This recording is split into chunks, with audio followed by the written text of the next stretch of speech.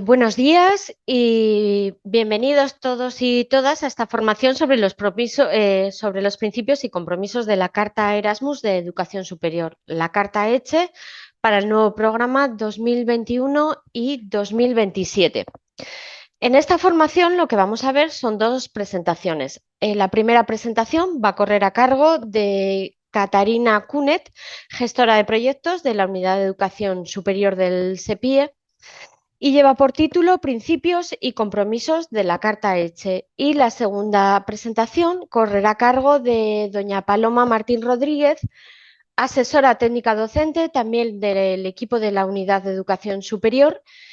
Y esta segunda presentación lleva por título Introducción a la participación en Erasmus+, oportunidades de movilidad tanto en la acción K1 como en la acción K2.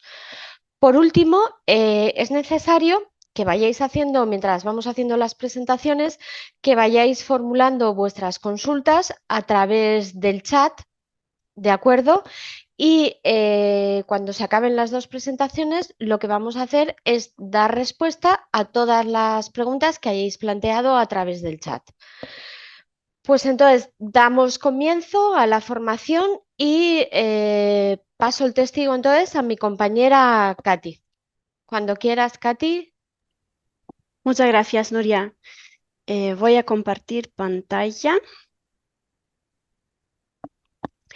Muy bien, en primer lugar, daros las gracias a todas y a todos por vuestro interés en esta sesión sobre los principios y compromisos de la Carta Erasmus de Educación Superior. Sabéis que esta sesión está principalmente dirigida a aquellas instituciones que recientemente han sido acreditadas con la Carta ECHE, pero también está abierta a todos aquellos coordinadores Erasmus Plus que se han incorporado ahora.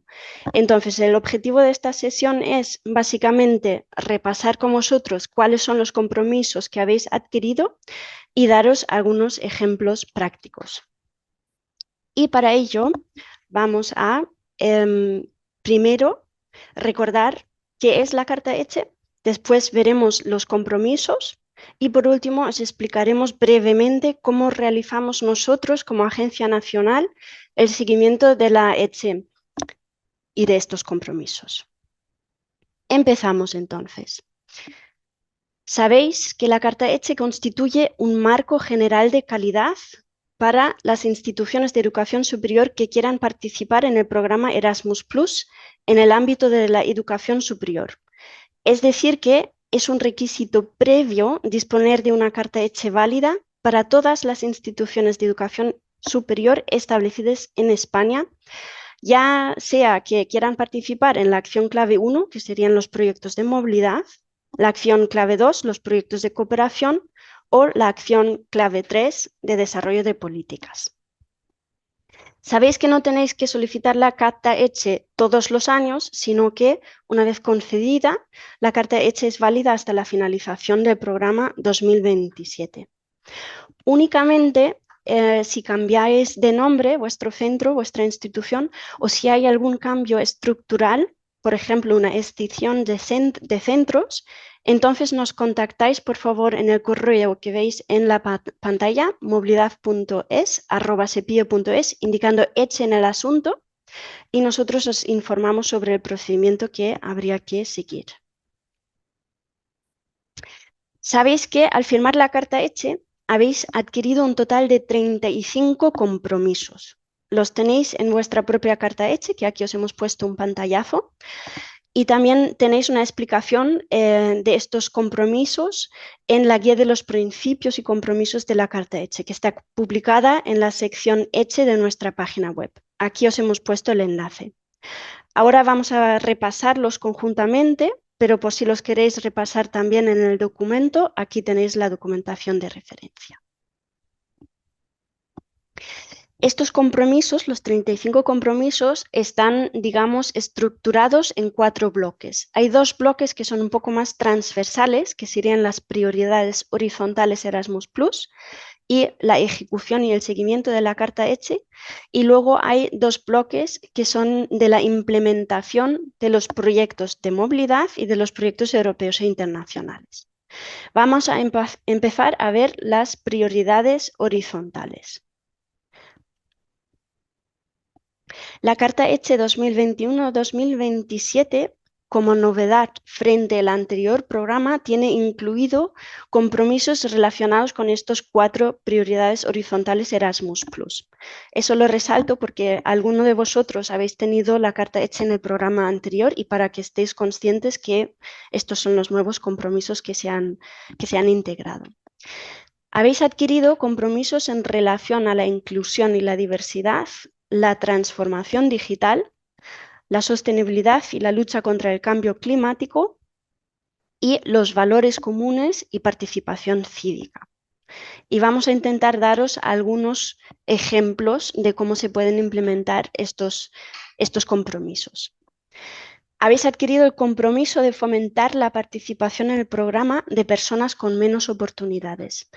¿Cómo se puede conseguir? Pues os aconsejamos que hagáis como un análisis de cuáles son los perfiles de los potenciales participantes que tenéis en vuestros centros y en vuestras instituciones y que en base a esto definís objetivos concretos y luego realicéis el seguimiento de esta estrategia. Podéis incluir acciones específicas, por ejemplo, para asegurar que la difusión que realizáis de vuestras actividades Erasmus+ realmente llegue a todos los públicos.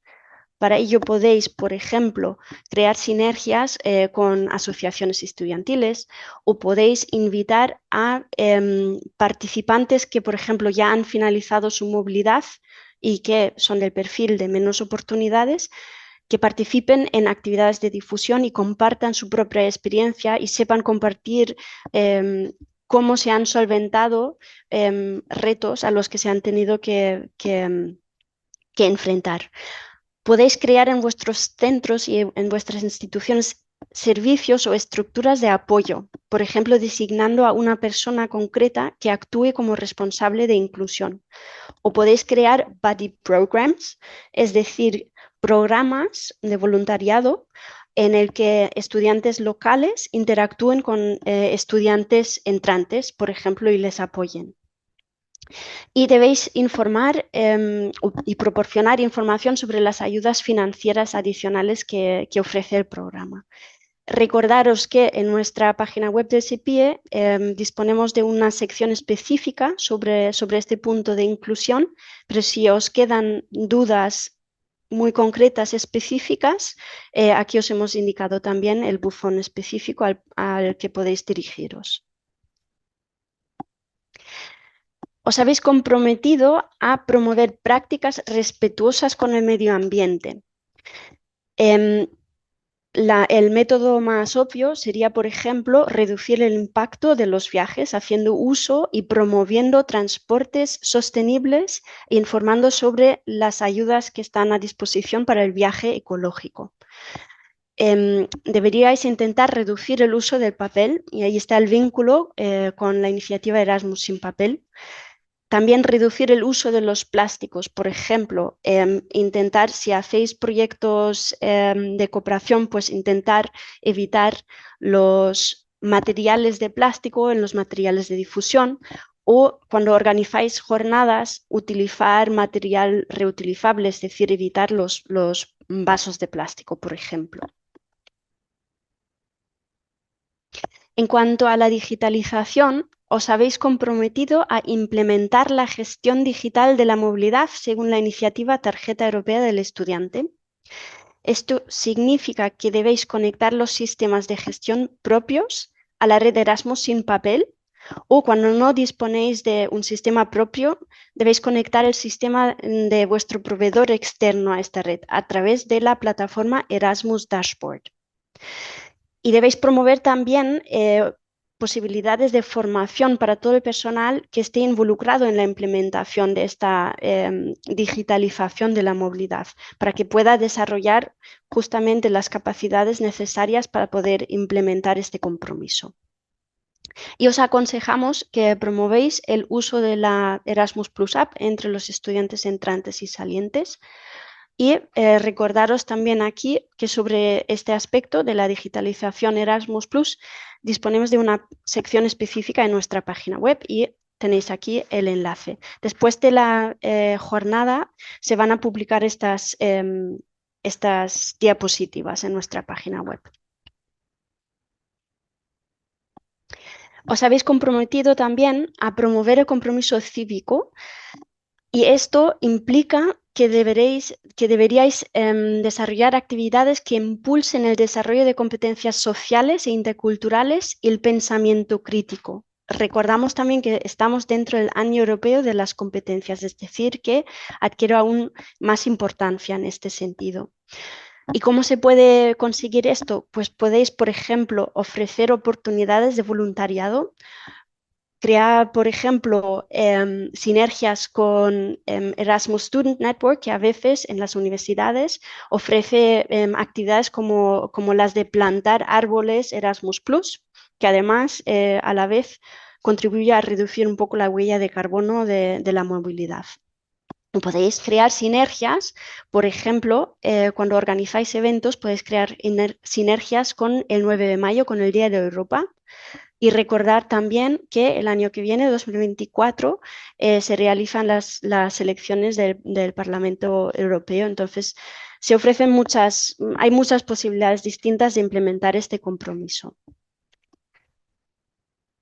Vamos a pasar entonces a repasar cuáles son los compromisos que están directamente relacionados cuando vuestros centros e instituciones participen en proyectos de movilidad. Habéis adquirido en este marco de calidad unos compromisos antes, durante y después de la movilidad. Vamos a ver cuáles son. Lo primero sería que debéis garantizar un proceso de selección de participantes que sea justo, equitativo, transparente, coherente y que quede bien documentado. Es decir, que si en alguna revisión documental os solicitamos la documentación en relación a este proceso de selección, tenéis que poder demostrar la convocatoria, los criterios de selección, los listados de seleccionados provisionales y definitivos, etc. Lo he dicho, los criterios deben ser públicos y además deben respetar los principios de no discriminación e igualdad de oportunidades. ¿Qué significa esto? ¿Qué es lo que no se debe hacer? No podríais adjudicar puntos adicionales, por ejemplo, solamente por ser jefe de estudio. Lo que sí se podría hacer es dar puntos adicionales por haber participado en un programa buddy, es decir, premiar este compromiso cívico. O lo que también se podría hacer es reservar un cupo de plazas para aquellos participantes con menos oportunidades. Y también importante, debe existir un procedimiento para poder presentar alegaciones si los participantes lo estimen necesarios.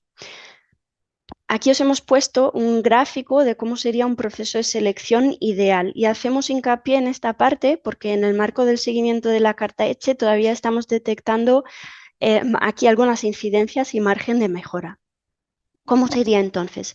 Si tenéis la capacidad, lo ideal sería que creáis un comité de selección, publicáis la convocatoria con estos criterios transparentes y en base a estos criterios se pasa a la evaluación de solicitudes y se publica un listado de selección provisional de seleccionados, de excluidos y una lista de espera en su caso.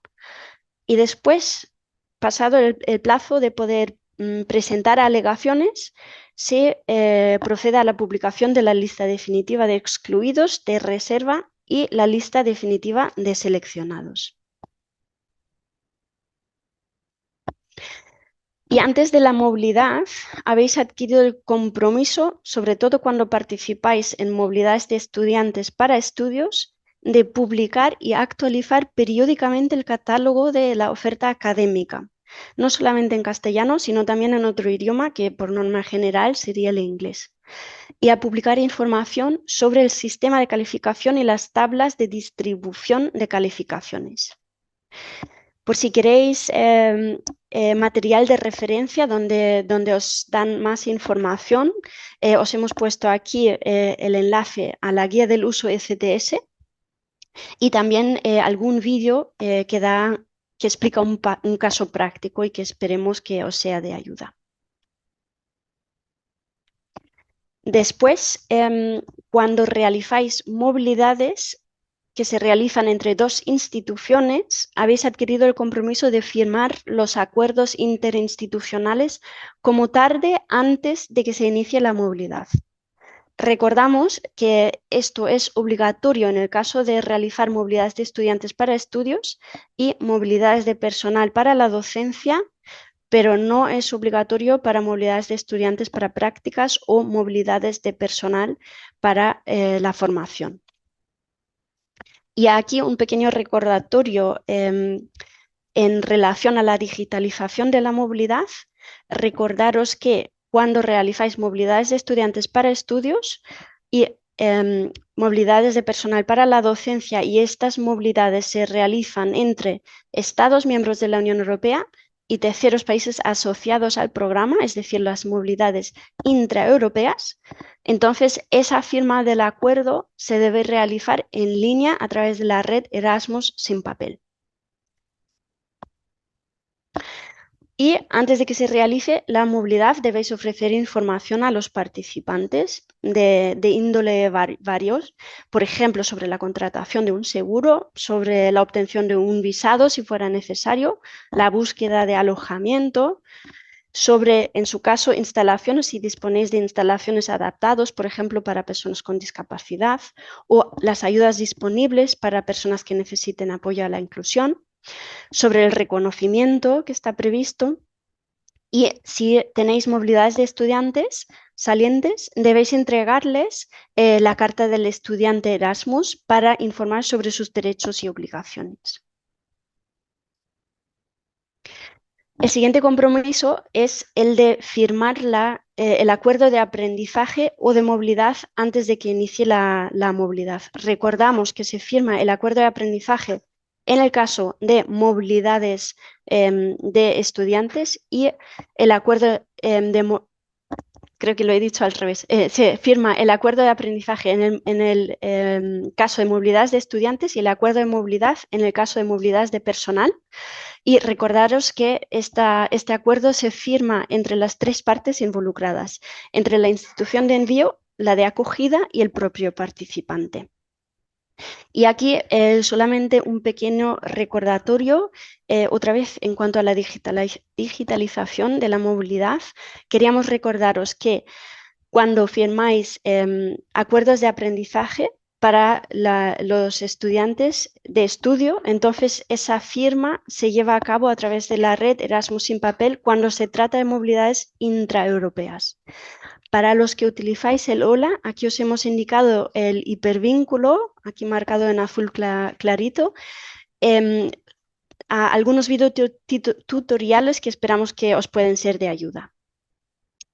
Para las movilidades internacionales K131 y K171 a veces surge la pregunta ¿qué modelo utilizo? Entonces, en este caso, recordaros que no están digitalizados todavía y debéis utilizar el modelo en formato Word.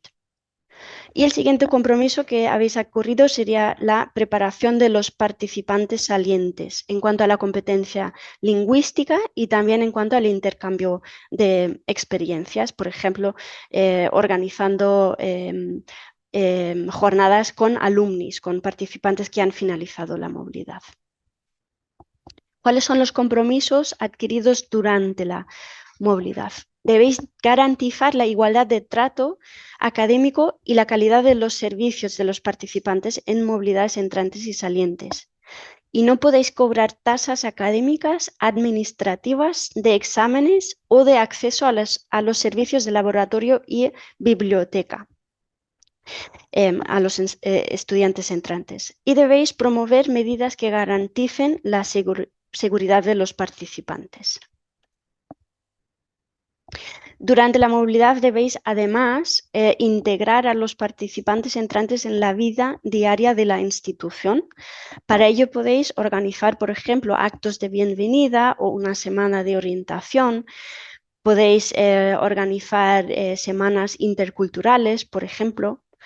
Y os indicamos que por favor animéis a vuestros participantes a actuar como embajadores del programa Erasmus+. que siempre es más interesante y más emocionante escuchar las experiencias de alguien que acaba de pasar por ello o que justamente está viviendo esa experiencia ahora mismo en vuestra institución. Y eso es también una manera de traer la internacionalización a vuestra institución y hacer partícipe a estudiantes locales que quizás todavía no han podido disfrutar de una experiencia Erasmus+. Y durante la movilidad debéis además ofrecer mecanismos de apoyo y de tutoría. Es decir, que el estudiante o el participante sepa en cada momento a quién se debe dirigir si hubiera cualquier problema o si hay cualquier cambio imprevisto, por ejemplo, una interrupción en la estancia o si hay una fuerza mayor. Y después de la movilidad, ¿cuáles son los compromisos adquiridos? Os habéis comprometido a reconocer los resultados de aprendizaje. Y aquí hay distintos roles y distintas tareas en función de si sois la organización de acogida o de envío. Cuando se trata de movilidades de estudiantes, la organización de acogida envía el certificado académico o de prácticas normalmente en un plazo no superior a 5 semanas después de la finalización de la movilidad. Y la organización de envío reconoce los resultados a través de herramientas de reconocimiento formal, es decir, los créditos FTS, el suplemento al título o el certificado de movilidad Europass en su caso. Y cuando se trata de movilidades de personal, la organización de acogida envía el certificado de estancia y la organización de envío reconoce los resultados según lo acordado en el acuerdo de movilidad y acorde con la estrategia de la institución. Después de la movilidad, se deben incluir las movilidades de estudio de prácticas en el historial académico del alumno y en el suplemento europeo al título. Y en su caso, se envía el documento de movilidad Europass. Aquí os hemos puesto el enlace a la sección donde podéis encontrar videotutoriales y más información sobre ese documento de movilidad Europass. Y queríamos detenernos un momento en el suplemento Europass al título, porque aquí todavía detectamos en el seguimiento de la ECHE que no todos estáis utilizando el suplemento Europass al título todavía, pero realmente es relativamente sencillo. El suplemento Europass al título para técnico superior de formación profesional, enseñanzas artísticas y enseñanzas deportivas se puede descargar en los enlaces que os hemos puesto aquí. Estoy viendo que el color se ha cambiado y no se ve muy bien el enlace, pero lo cambiamos antes de publicar la presentación. Ahí entre paréntesis está el hipervínculo donde podéis acceder a la sección donde os podéis descargar el suplemento Europass en formato PDF. Es un documento genérico en PDF y lo podéis descargar tanto en español como en inglés. Os hemos puesto aquí un pantallazo de un ejemplo de cómo saldría de un título de FP. Entráis en el enlace que os hemos puesto, buscáis la familia profesional, buscáis el título concreto que buscáis y entraríais en esta vista y ahí os podéis descargar el suplemento Europass que se entrega al finalizar las enseñanzas junto con el título que expedís. Y ya sabéis que las universidades expedís el suplemento europeo al título universitario, el SET. Y después de la movilidad debéis realizar difusión de los resultados, no solamente dentro de vuestras instituciones, sino también fuera de la institución.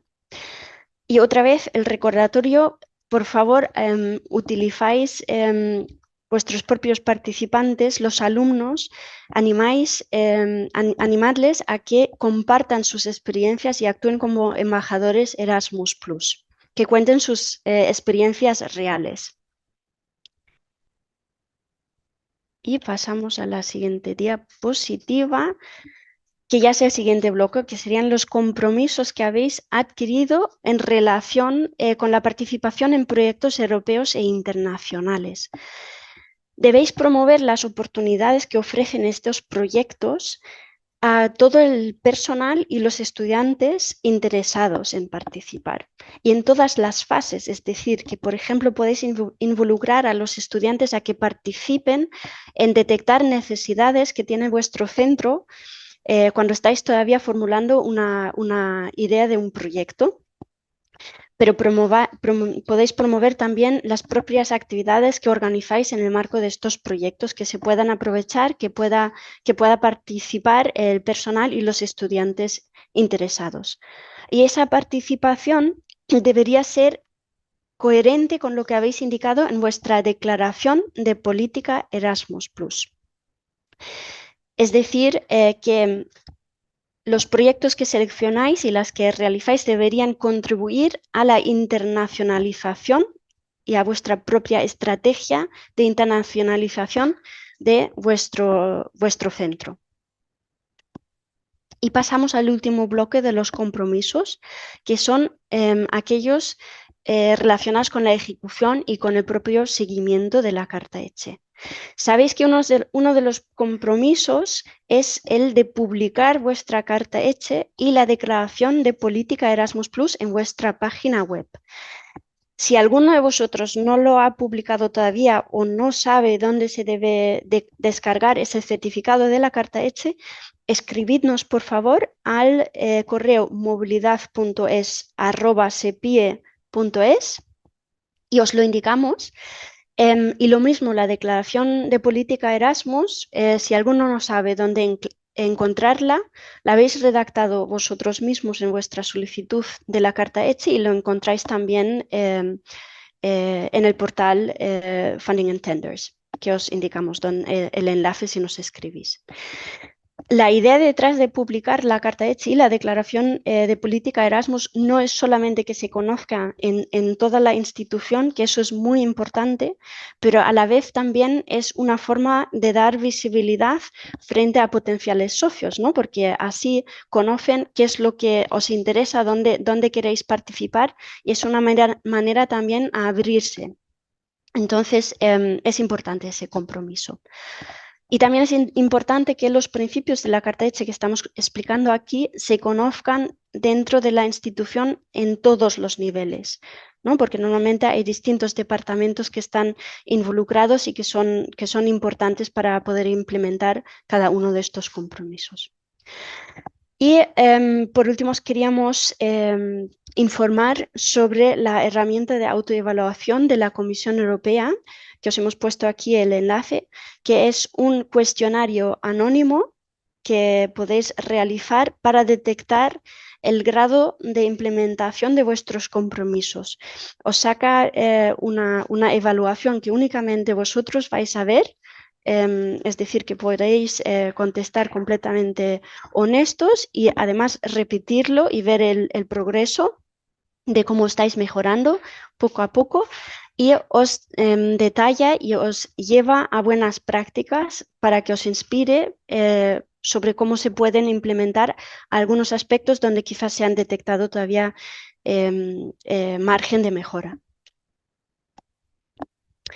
Y ya pasamos al último apartado de mi presentación, que es explicaros cómo realizamos nosotros como Agencia Nacional la supervisión y el seguimiento de la propia Carta ECHE. Nosotros somos encargados de supervisarlo y utilizamos distintos métodos. Por un lado, analizamos las evaluaciones de vuestros informes finales de los proyectos. En estos informes vais a tener que detallar cada uno de estos compromisos, vais a tener que detallar cómo habéis implementado los compromisos de la Carta ECHE. ¿De acuerdo? Analizamos también las encuestas de los participantes y realizamos visitas de seguimiento, que son básicamente entrevistas con instituciones de manera individual, con todo el personal implicado en la implementación de la Carta ECHE. La infracción de los principios y compromisos de la Carta ECHE, si se detectan infracciones muy graves, podría llevar a la retirada por la Comisión Europea. Pero queremos tranquilizaros que nosotros realizamos este seguimiento desde un punto de vista de apoyo, es decir, básicamente para intentar detectar dónde hay todavía margen de mejora y apoyaros y dirigiros a a materiales de apoyo y a recursos de cómo podéis mejorar esa implementación. Y con esto termino mi presentación y pasamos a la siguiente presentación. Dejo de compartir pantalla y paso la palabra a mi compañera Paloma. Paloma, adelante. Hola, buenos días. ¿Se me ve y se me oye? ¿Sí? No, no se me ve. No se me ve ahora. Ahora se me ve. Hola, buenos días. Muchas gracias, Katy, por la claridad de tu presentación. Voy a compartir pantalla y empezamos con mi presentación, que es bastante cortita y sencilla. Bien. Una vez visto todo lo que nos ha contado Katy sobre la acreditación ECHE, vamos a ver eh, para qué nos sirve esta acreditación ECHE en el entorno Erasmus. Perdonad un momento porque tengo esto. Bueno, es que no. Bien, las oportunidades que se ofrecen desde educación superior son fundamentalmente en las acciones K1 y K2. En las acciones K1 son la K130, que es otro tipo de acreditación, es una acreditación de consorcio, la 131, que son proyectos de movilidad tanto de estudiantes como... perdonadme un momento porque es que no veo la pantalla, no la veo yo. No soy capaz de cambiarlo. A ver si puedo cambiar. No os puedo poner en ahora. Vale. Bien, os decía que las oportunidades que ofrece las tenéis ahí listadas. Son sobre todo acciones de K1 y de K2. Las de K1 son 130, que es una nueva acreditación, es acreditación de consorcio, y la 131 y la 171 son proyectos de movilidad, tanto de estudiantes como personal. La diferencia entre 131 y 171 es el fondo de financiación. En el primer caso es de política interior de la Unión Europea y en el segundo de política exterior de la Unión Europea. Y vamos a ver brevemente también las oportunidades que hay en cuanto a asociaciones de cooperación, que serían las acciones K220. Y por último, pues una pequeña información adicional y enlaces para vuestra información. Bien, vamos a hablar de la convocatoria Erasmus 24, pero desgraciadamente aún no está publicada. Estas jornadas se han adelantado este año un poco y no está publicada la convocatoria 2024, con lo cual vamos a hacer referencia constantemente a la convocatoria 2023, pero los cambios serán mínimos. Bien. ¿Quién puede presentar una solicitud de financiación? Pues puede presentar una solicitud de financiación dentro del programa Erasmus, una institución de educación superior acreditada con la ECHE o un consorcio de movilidad. Los consorcios de movilidad saben que están formados siempre por al menos 3 entidades. 2 de ellas han de ser instituciones de educación superior con carta ECHE obligatoriamente. Es decir, esto que estoy diciendo son las cantidades, el número mínimo de participantes. ¿Y qué consideramos que es una institución de educación superior? Pues puede ser una universidad, pero también puede ser una institución de enseñanzas artísticas superiores, una institución de formación profesional de grado superior o enseñanzas profesionales de artes plásticas y diseño superior, y también, por supuesto, las deportivas. Aquí lo tenéis desglosado otra vez, ¿no? La diferencia, repito, entre K1 y K2 es que K1 se refiere a movilidades y K2 se refiere a asociaciones de cooperación. Verán ustedes que no aparece K3, que sí aparecía en la presentación de Katy, sí lo ha nombrado, pero K3 son acciones centralizadas, por tanto no son competencia de la Agencia Nacional, en este caso del SEPIE. ¿qué nos puede aportar la acción clave 1? Pues obviamente mejorar todos los procesos de enseñanza y aprendizaje de una institución a través de las movilidades tanto de tanto de estudiantes como de personal. Puede ser profesorado o personal no docente.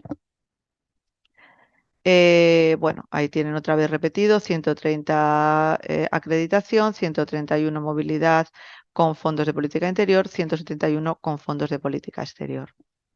Empezamos por ver los consorcios. Repetimos, esta acción es una nueva acreditación. ¿Y para qué sirve tener un consorcio de movilidad? Porque acceder a las movilidades K131 y K171 se puede acceder también como una institución independiente. Bueno, pues básicamente sería la unión hace la fuerza, ¿no? O sea, por un lado tendríamos una eficiencia en todo lo que son recursos, sobre todo para las instituciones más pequeñas, con menos movilidades, puesto que todo el proceso que ha explicado Katy de selección, de apoyo previo a los participantes, todo el apoyo administrativo que requiere una movilidad podría estar centralizado y no sería necesario que cada uno de los centros lo replicase, sino que se haría de forma general. Luego, hay una cosa muy importante que es la distribución de los fondos.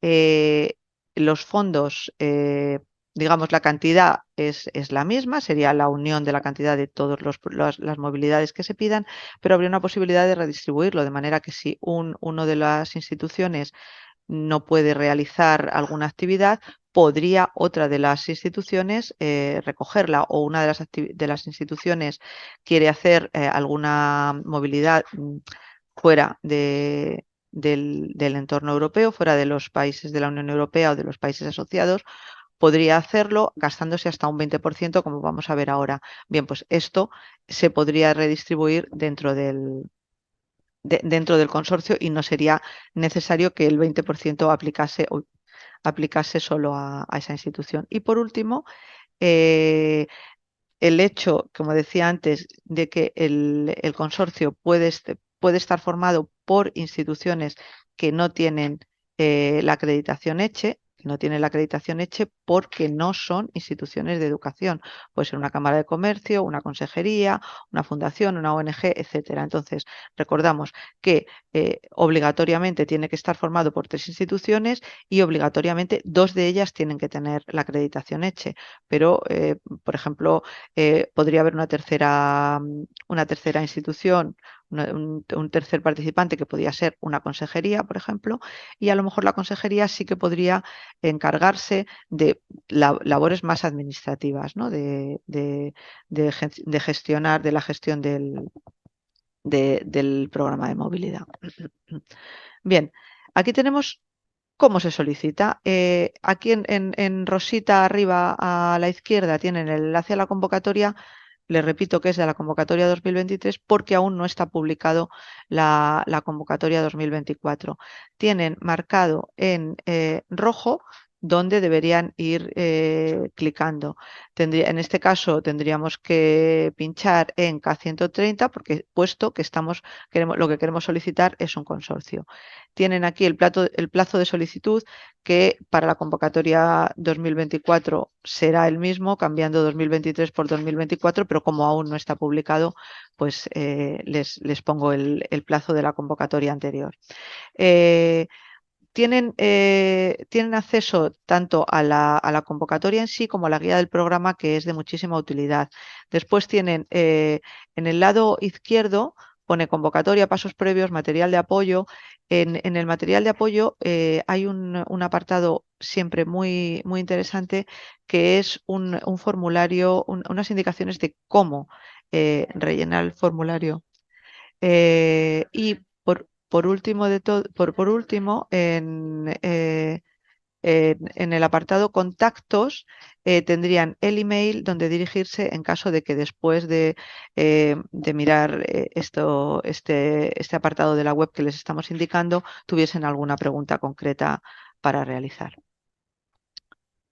131. Bueno, pues estos son las movilidades tanto de estudiantes como de personal, financiadas con fondos de política interior europea. ¿Qué movilidades pueden ser? Pues pueden ser movilidades para estudios, en cuanto a estudiantes, pueden ser para estudios o para prácticas, y en cuanto al personal, pueden ser para docencia o para formación. Y como novedad en este nuevo programa, que como bien les ha dicho Katy, abarca del 2021 al 2027 y su acreditación ECHE es válida para todos el programa, aparecen los programas intensivos combinados.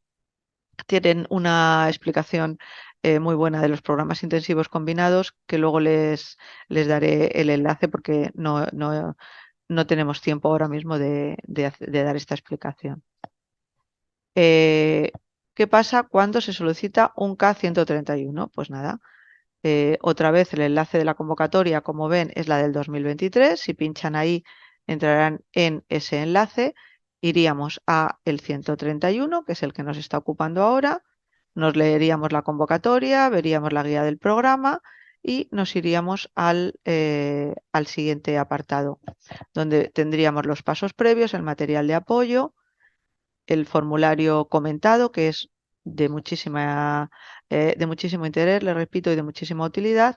Y después, en el último apartado, contactos, donde está el sobrecito, ahí tendrían ustedes la posibilidad de contactar con la Agencia Nacional para hacerle preguntas sobre este apartado en concreto, preguntas ya una vez mirada la documentación, que son más concretas y más prácticas.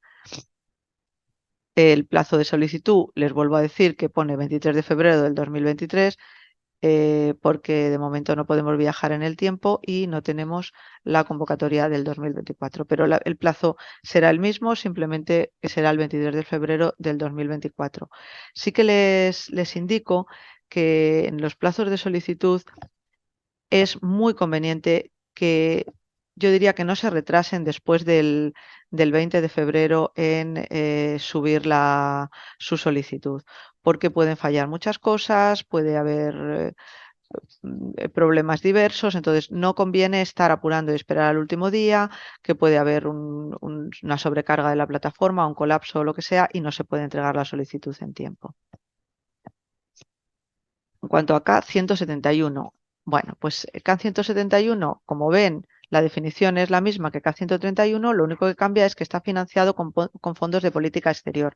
Como estas dos acciones son tan parecidas y a la vez tan distintas, voy a presentarles un cuadrito en el que vemos las diferencias entre ellas. Miren, cuando desde el entorno Erasmus, cuando se habla de movilidad internacional, se está hablando de movilidades que se llevan a cabo entre países de la Unión Europea, países asociados, con países del resto del mundo. Eso es una movilidad internacional. Digamos que sería una movilidad extracomunitaria, es decir, que no es solo entre países de la Unión Europea y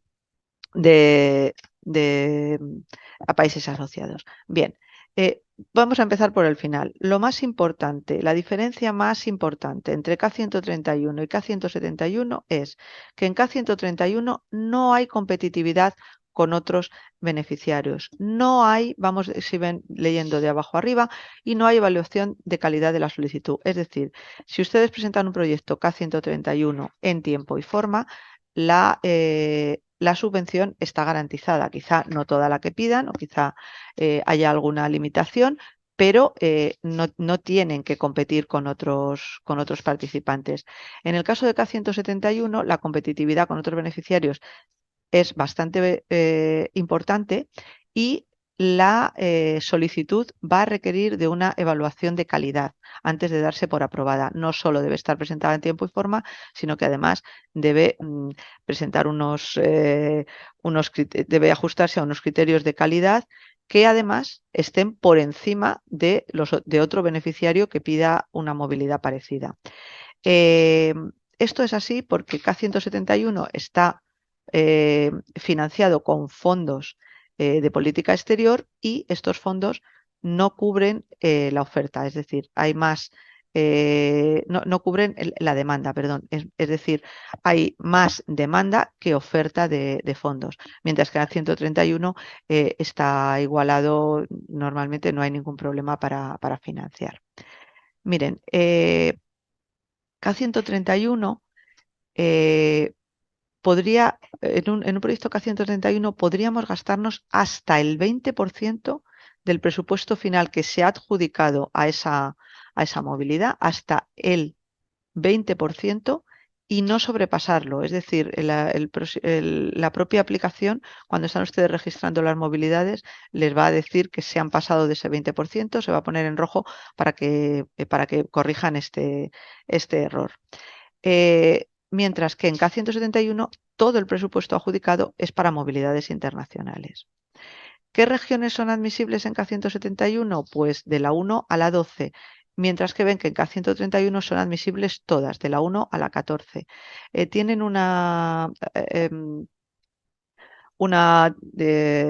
mapa muy interactivo, muy ilustrativo sobre esto en presentaciones que ahora les daré el enlace, que se realizaron el año pasado y que se volverán a realizar este año en diciembre, donde se presenta todo el programa. Básicamente las regiones 13 y 14 son, por un lado, Andorra, el Vaticano, San Marino y Luxemburgo. Como región 12, como región 13, y como región 12 serían Reino Unido, Suiza y las Islas Feroe. Bueno, como ven, parece que lo más interesante sería Reino Unido, ¿no? En este caso, las otras pueden tener su público, pero son países realmente muy pequeños. Bien. Otra vez, ¿cómo se solicita el 171? Pues estaríamos otra vez en el enlace a la convocatoria. En este caso vemos que es del 2023, aunque porque no está publicada la del 2024. Clicaríamos en 171 en este caso, volveríamos a miraríamos la convocatoria, la guía del programa, y como ven aquí, el material el apartado de la izquierda es siempre el mismo, con el contacto para cuando necesiten algo. Quería decirles, por todo lo explicado en este cuadro, es obvio que si su institución es una institución nueva, debe apostar primero por movilidades de K131, que son mucho más sencillas de conseguir, y posteriormente podrían solicitar las 171. No es que esté limitado a las 131. Ustedes, con su acreditación hecha, pueden pedir lo que quieran de todo lo que les estamos diciendo. Es un consejo que conviene empezar por lo más sencillo. Bueno, y ahora vamos a ver ya la acción K220, que son asociaciones de cooperación en educación superior. Formar parte de una asociación de cooperación es, desde luego, magnífico, es una oportunidad única para hacer un trabajo colaborativo y para que de verdad sea muy interesante lo que estamos haciendo. Es verdad que es positivo en muchísimos aspectos, es verdad que el impacto de una K220 en su institución y en su propia estrategia de internacionalización va a ser muy potente, pero también es verdad que son proyectos muy complejos. En estos proyectos entrarían tres instituciones de tres distintos países que estén erradicados en la Unión Europea, y tendrían un trabajo colaborativo en común sobre un determinado aspecto. Imagínense que ustedes están haciendo en su centro un proyecto sobre inclusión, y hay una institución en Luxemburgo y una institución en Francia y otra institución en Alemania, por ejemplo, que están haciendo algo parecido, y pueden hacer algo colaborativo entre los tres y presentar este proyecto. Les repito que son proyectos, desde luego, que presentan una gran oportunidad para todos y con un impacto altísimo, pero es verdad que son más difíciles y laboriosos de llevar a cabo. Por el momento, para inspirarse y para ver un poco qué se podría hacer, les dejo aquí el enlace a una infografía sobre ejemplos qué serían ejemplos de buenas prácticas, qué serían ejemplos de la plataforma de resultados y cómo acceder a ella. Está todo dentro de ese enlace. Este cuadradito azul intenso donde pone Erasmus Plus y Project Platform. Y pues nada, ya, perdón, tenemos otra vez cómo podrían acceder. Es igual, es enlace a la convocatoria. En este caso, ven que solamente hay un sitio donde clicar porque la acción de K2 de educación superior es única, es la K220, no hay más. Y otra vez, como ven, tiene la misma disposición, la convocatoria y a la izquierda todo el material de apoyo que además en este caso, en el caso de K220, es bastante extenso y está muy bien estructurado. Por último, otra vez el plazo de solicitud, decirles que aquí hemos puesto la fecha del 2023, puesto que esta diapositiva se está refiriendo a la convocatoria 2023, pero que será virtualmente el mismo, el 22 de marzo de 2024 para la convocatoria 2024, que se publicará próximamente, seguramente el mes que viene o diciembre a lo más tardar.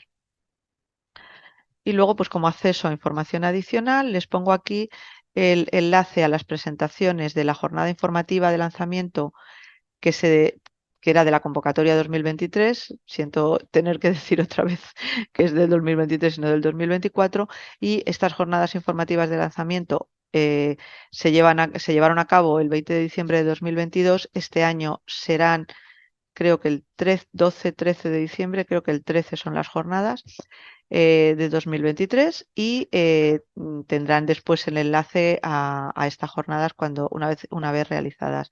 De momento tienen aquí el enlace a las presentaciones y, y a la grabación en el canal de YouTube del SEPIE. Les repito que estos mismos enlaces los tendrán cuando se lance la convocatoria 2024 y cuando se haga la jornada anual informativa. Y por mi parte, simplemente darles las gracias por su atención. Pasamos a las preguntas. Vale, pues Violeta y Paz, contadnos a ver si tenéis alguna pregunta en el chat que no se haya Sí, respondido. hola, ¿qué tal a todos? Pues de las que no se han respondido, hay una aquí que dice que si recibo fondos, por ejemplo, para 20 movilidades de estudiantes dentro de mi proyecto, pero tras realizar la asignación de dotaciones queda un remanente disponible, ¿podría abordar estas movilidades suplementarias o habría algún impedimento? Está hablando de educación superior. Pues a ver, siempre que nosotros lo que hacemos es daros todos los fondos y lo que tenéis que hacer es esos fondos, pues vosotros distribuirlos para ir haciendo las movilidades, pero no hay por qué hacer las movilidades que os hemos asignado, ¿vale? Lo que nosotros os hemos adjudicado es un cálculo medio. Vosotros ya os vais distribuyendo los fondos que os hemos dado y podéis hacer o más movilidades o menos movilidades, ¿de acuerdo? Ok. Preguntan qué es un programa Buddy. Hola, si Eso, queréis, Katy. sí, exacto, si queréis, contesto yo a eso. Un programa Buddy es un programa de voluntariado. Viene del nombre Buddy, que en inglés significa amigo, y básicamente es un programa en el que estudiantes locales ayuden a estudiantes entrantes o salientes. Puede haber de distintos tipos. Por ejemplo, cuando yo vine aquí a España con Erasmus, había un programa Buddy para ayudarnos en la búsqueda del alojamiento. Es decir, que yo tenía un tutor o un buddy que nos ayudaba a hacer las visitas de los pisos, que nos aconsejaba un poco cuáles son las plataformas. Menciono exactamente este ejemplo porque la búsqueda del alojamiento a veces es un poco complicado. Entonces, esto es algo que en muchas instituciones ha dado buen cauce. buen impacto.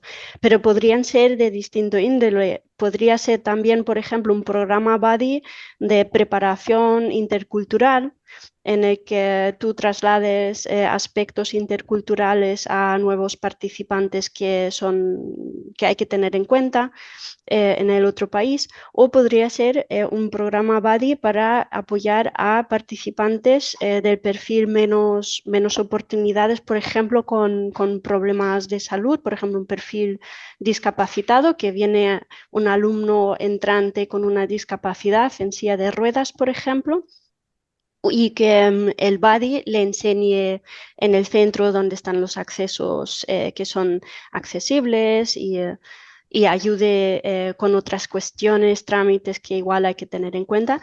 Por ejemplo, normalmente o en las universidades, por lo menos, muchas veces los programas buddy los crea y los lleva la asociación estudiantil Erasmus Student Network.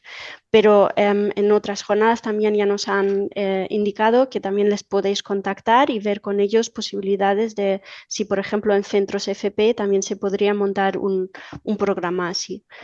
Y otra vez os lo digo que en el informe final tendréis que informar sobre cómo habéis implementado los principios de la Carta ECHE, y uno de los puntos que vais a tener que contar es, por ejemplo, cómo habéis implementado o promovido la participación cívica, y eso podría ser uno de los ejemplos. Bueno, seguimos. Yo las tengo aquí, pero de repente me he salido del Zoom. No sé lo que pasa, solamente tengo una pantallita, pero bueno, las tenía aquí copiadas. Hay otra pregunta que dice que a qué se refiere exactamente con lo del 20% del presupuesto final adjudicado en K131.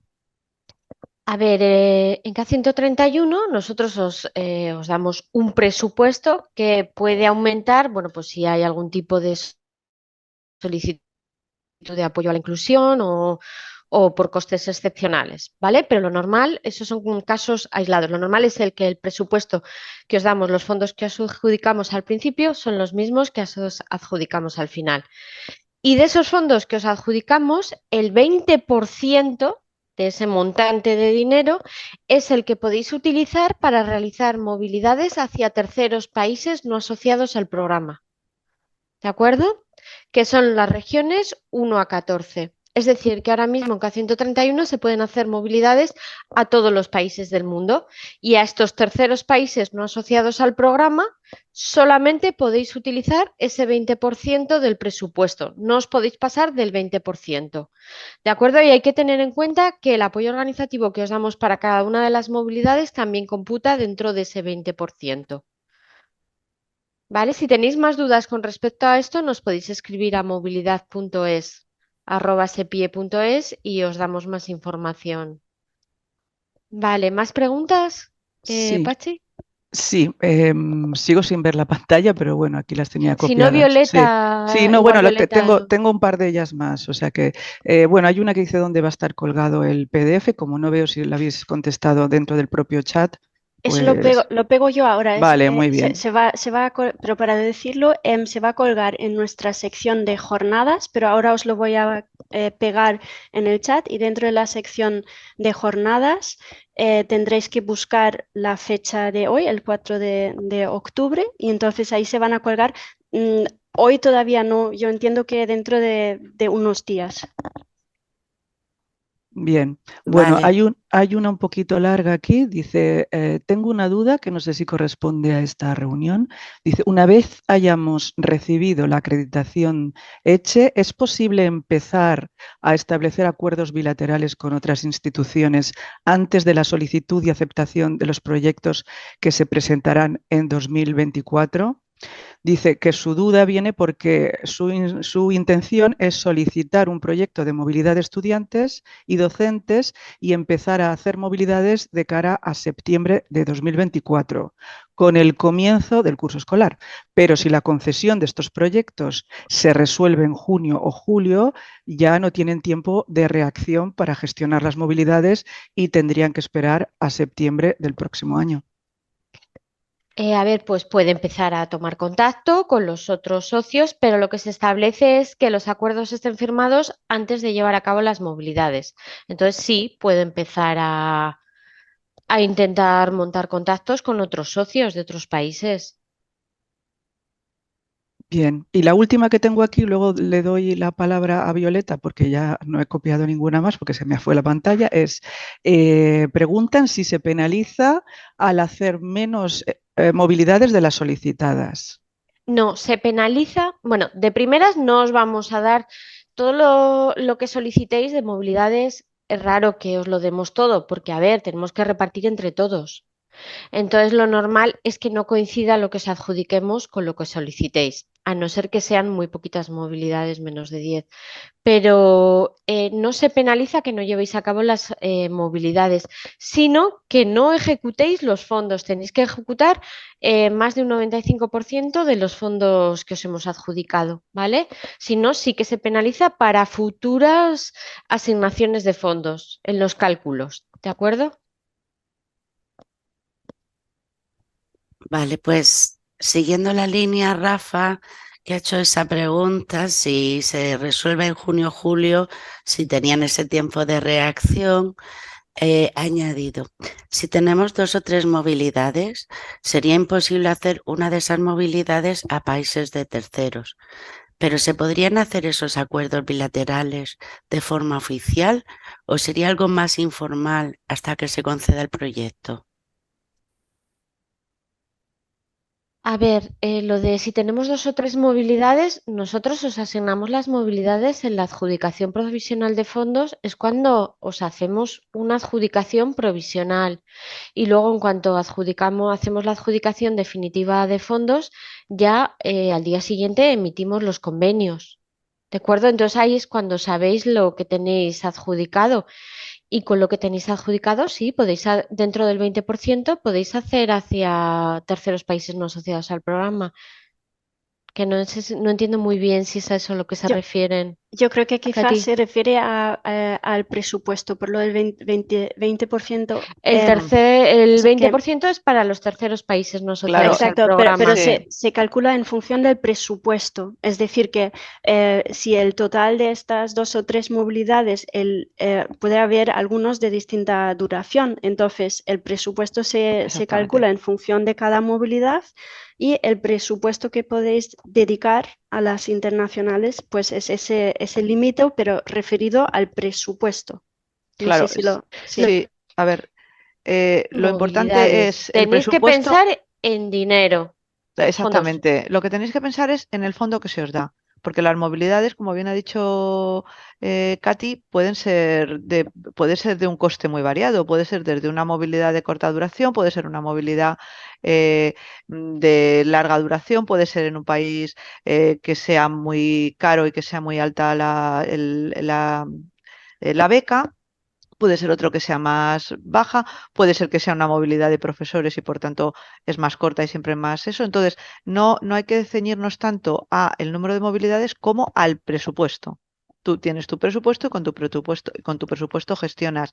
Es verdad que si es un proyecto muy pequeño, el presupuesto va a ser muy pequeño y el 20% va a ser muy poco. Eso es obvio, que me parece que es a lo que se refiere. Yo creo que luego pregunta otra cosa, ¿no? O sea, que lo de los acuerdos bilaterales es otra pregunta aparte. Si queréis contesto yo, con los acuerdos bilaterales entiendo que se refiere a los acuerdos interinstitucionales que tienen que tener firmados entre instituciones de educación superior cuando es movilidades entre instituciones. Los acuerdos interinstitucionales los firman para varios años, para varias convocatorias, con lo que pueden empezar a hacer contactos y a través de la vía que corresponda, dependiendo del tipo de las movilidades que vayan a hacer, si es por vía digital o por vía o en papel, formalizar el acuerdo interinstitucional. Lo que no podrían hacer hasta que tengan la adjudicación y tengan presentado solicitud y demás, es la parte de con el participante, firmar el convenio de subvención y hacer toda la tramitación de la movilidad, pero con los socios, los acuerdos sí pueden empezar a contactar y a elaborarlo formalmente. Vale, la siguiente pregunta. Javier plantea que si se está colaborando con un consorcio, hay que gestionar movilidades únicamente con el consorcio. ¿O es posible gestionar en paralelo algunas con el consorcio y otras con el SEPIE? A ver, podéis tener un proyecto propio de vuestra institución y luego podéis ser socio de un consorcio y hacer movilidades a través del consorcio y a través de vuestro propio proyecto. Vale, Exacto.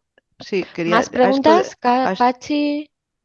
Yo ya te digo que no tengo Ah, pantalla, vale, que no ves, solamente Violeta. veo la pantallita de quien está Vale, hablando. dice, si nuestro centro Mm, participa en 2 consorcios de FP, ¿podría participar en otro consorcio de educación superior? Sí, no está establecida ninguna restricción.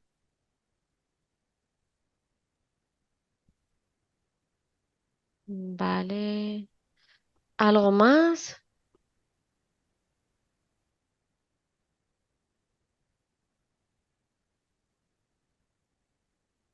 Vale, pues no parece que haya... Ah, vale.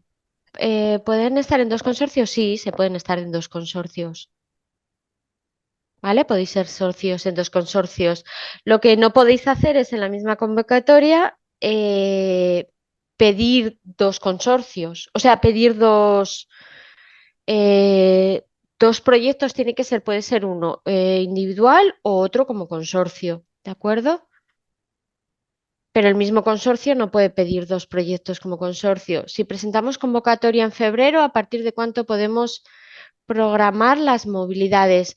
Pues pensar que el proyecto va a empezar el 1 de junio.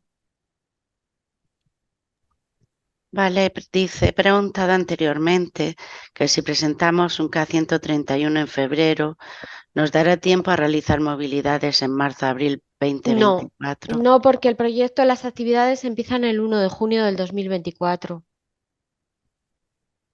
¿Vale? De la convocatoria 2024. Hasta ahí no se puede realizar movilidades.